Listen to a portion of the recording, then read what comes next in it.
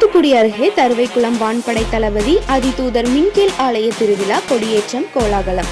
ஆயிரக்கணக்கான கிறிஸ்தவர்கள் பங்கேற்பு. தூத்துக்குடி அருகே உள்ள மீனவ கிராம தருவைக்குளம் வான்படை தளபதி அதிதூதர் மின்கேல் ஆலய திருவிழா ஆண்டுதோறும் விமர்சையாக கொண்டாடப்பட்டு வருகிறது.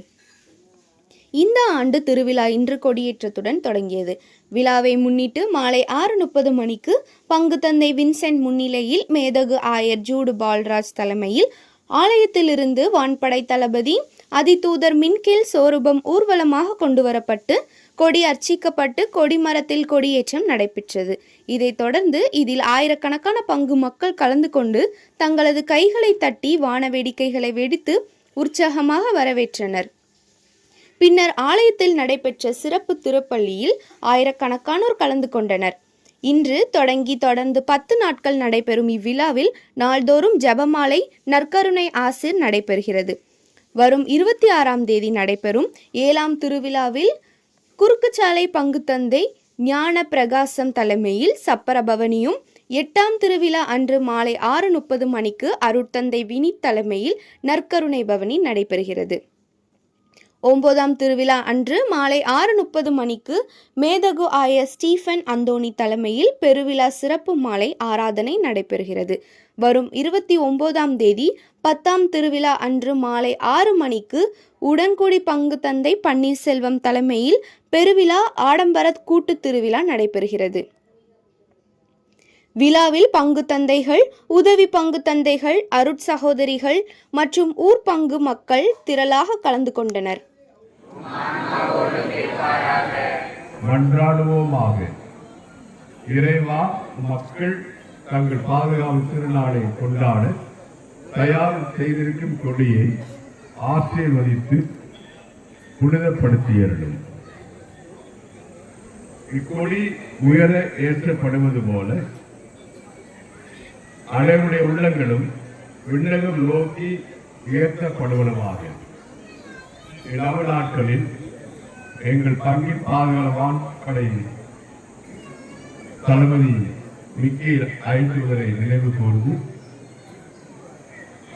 அவர் எங்களுக்கு சொல்லுகின்ற மாபெரும் செய்தியாகிய கடவுளுக்கு நிகர் யார்? ஆகவே அவரால் படைக்கப்பட்ட நாங்கள் அனைவரும் இறை கரங்களில் அவருடைய கருவிகள், எங்களை அவர் பயன்படுத்தி மக்களுக்கு நன்மை புரியவும் இதை மகிமை சாற்றவும் என்ற அவருடைய செய்தியை பின்பற்றி உமக்கு உகந்தவர்கள் ஆவோமாக. ஆண்டவராகிய கிறிஸ்து வழியாக மன்றாடுகிறோம். ஆமென்.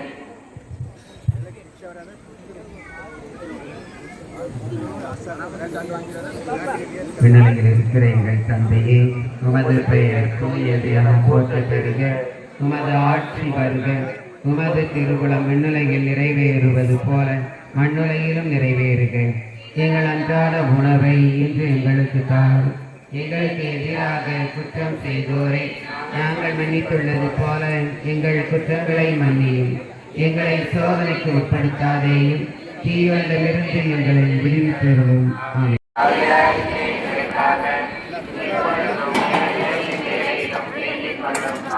தந்தைக்கும் மகனுக்கும் தூய ஆவியாருக்கும்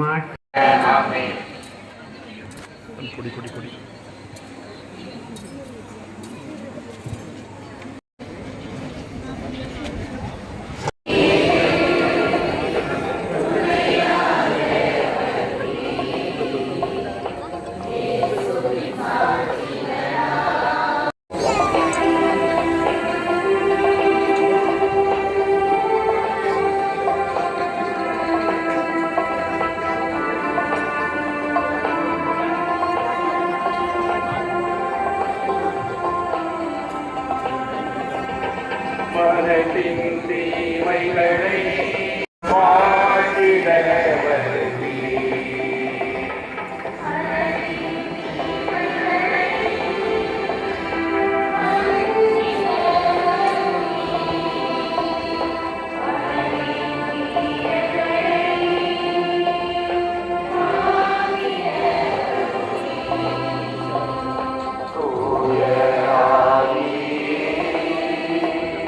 துணையாக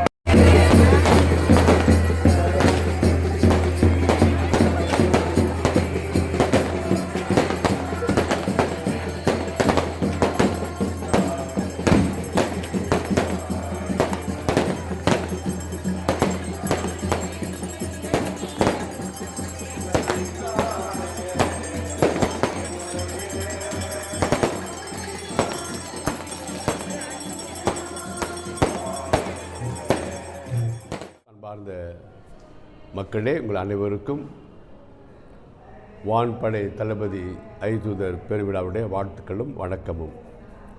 நம்முடைய பங்கு தரவைக்குளத்திலே இன்று நாளில் கொடியேற்றம் நடக்க இருக்கின்றது. நம் எல்லோருக்கும் பாதுகாவலாக இருக்கக்கூடிய ஐதூதர் மிக்கேல்,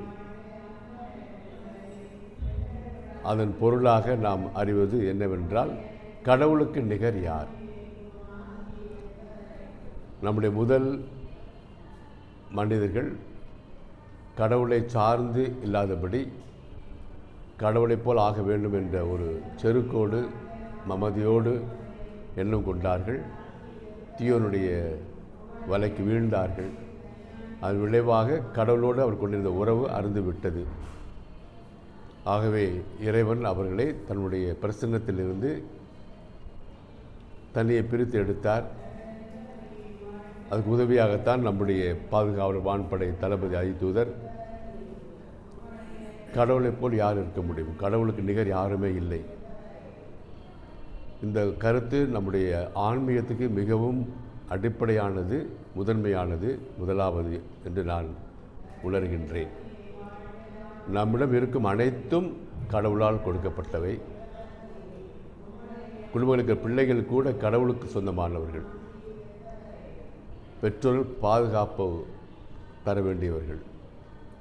அவை அனைத்தையும் அவரிடமிருந்து பெற்றுக்கொண்டிருக்க, அவற்றை பெறாதவர்கள் போல் நாம் இருக்கக்கூடாது. ஆகவே நாம் நம்முடைய வாழ்க்கையிலே இறைவனை சார்ந்து இருக்க வேண்டும். அவருக்கு நிகர் அவர் மட்டுமே. என்னால் பல சமயங்களில் மனித சுபாவத்திலே, பலகீனத்திலே நாம் கடவுளை ஒதுக்கி வைத்துவிட்டு நம்மை மையப்படுத்த வாய்ப்புகள் வரும். ஆகவே இந்த அடிப்படையான மனநிலை இறைவனை சார்ந்து இருக்க வேண்டும் என்ற கருத்தை தான் இயேசுவும் அந்த மலை பொழிவிலே சொன்னார். முதல் ஆசிராக பேராக சொன்னது, எளிய மனத்தோர் பேறு பெற்றோர். ஏது விண்ணரசு அவர்களது, அவருக்கு உரியது ஆகிவிட்டதுன்னு சொல்கிறார். அதாவது என்ன அர்த்தம்? எளிய மனம் என்பது இறைவனை சார்ந்திருப்பார். பழைய ஏற்பாட்டில் அனாவும் யாகும் என்று சொல்லுவார்கள்.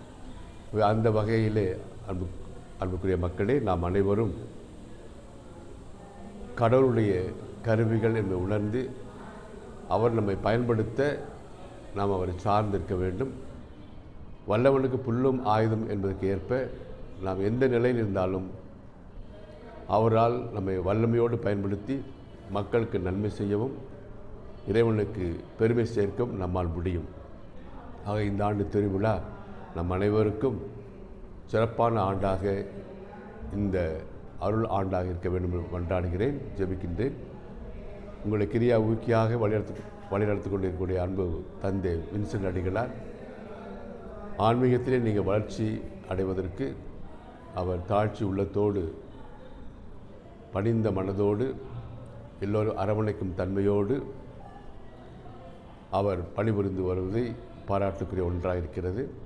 தொடர்ந்து அவரையும் பங்கு மக்கள் ஆகிய உங்களை ஒவ்வொருவரையும் இதை கேட்கின்ற இந்த செய்தி கேட்கின்ற யாவரையும் இறைவன் ஆசீர்வதித்து நாம் எல்லோரும் அவருக்கு உகந்த குடும்பங்களாக வாழ இறை ஆட்சியை நம்மிலும் பிறகு நிலைநாட்ட இந்த செய்தியாகிய இறைவனை சார்ந்து வாழ்வோம் என்ற சூழ்நிலைத்து நடக்க நம்முடைய வான்படை தளபதி ஐதூதர் மிக்கேல் பரிந்துரையினால் நம்முடைய ஆசீர்வதிப்பாராக. மீண்டுமாக உங்கள் அனைவருக்கும் திருவிழா வாழ்த்துக்கள். நன்றி, ஆசி. எல்லாம் வல்ல இறைவன் தந்தை மகன் தூய ஆவியார் நம்மோடு தங்கி நம்மை அரவணைத்து வழிநடத்துவாராக. ஆமென். செய்திகளை உடனுக்குடன் தெரிந்து கொள்ள உங்கள் கரம் டிவியை சப்ஸ்கிரைப் செய்யுங்கள். அதோடு பெல் பட்டனையும் கிளிக் செய்யுங்கள்.